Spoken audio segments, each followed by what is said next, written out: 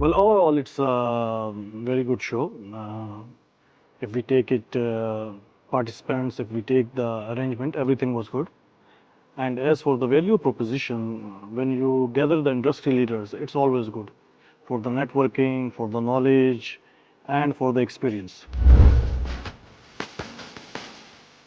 Well, what we know from the show and from journal, it is that AI will be playing a big role, and the digital twin and all these tech-based solutions are taking shape, and they will be coming more and more. So human will be moving towards the decision making, while the work will be being done by automation, AI, and digital twins and IoT, etc.